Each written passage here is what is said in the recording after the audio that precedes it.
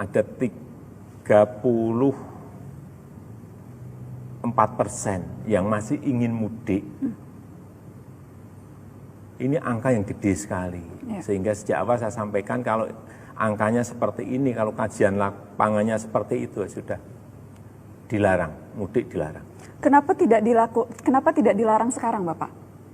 Kenapa harus menunggu melihat situasi sementara? Ya kita kan kemarin kita memakai ada transisinya, sehingga jangan sampai menimbulkan shock dan justru memunculkan masalah baru, rame-rame nanti begitu didadak rame-rame semua nanti ke stasiun, rame-rame nanti ke terminal, rame-rame ke bandara, yang terjadi ada penumpukan orang di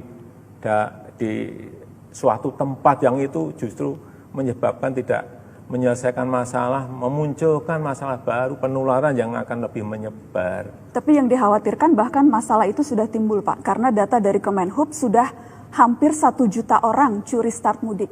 Sudah 900.000 orang yang sudah mudik dan yang sudah tersebar ke berbagai daerah. Apakah berarti ini memang keputusan melarang itu yang baru akan dikeluarkan melihat situasi, tapi faktanya sudah terjadi penyebaran orang di daerah, Bapak? Kalau itu bukan mudik, itu namanya pulang kampung. Memang bekerja di Jabodetabek, di sini sudah tidak ada pekerjaan, ya mereka pulang karena anak istrinya ada di kampung.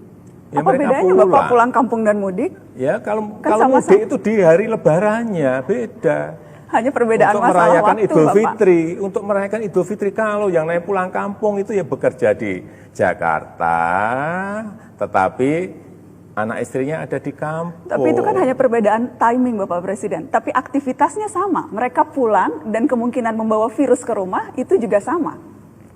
Coba dilihat juga di lapangan. Ini lapangan yang kita lihat di Jakarta. Mereka menyewa ruang 3x3 atau 3x4. Isinya 8 orang, 9 orang. Mereka di sini tidak bekerja. Lebih berbahaya mana?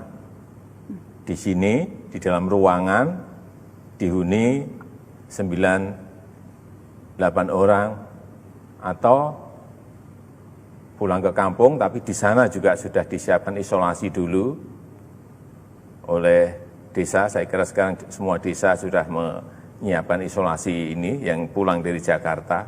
Lebih bahaya mana?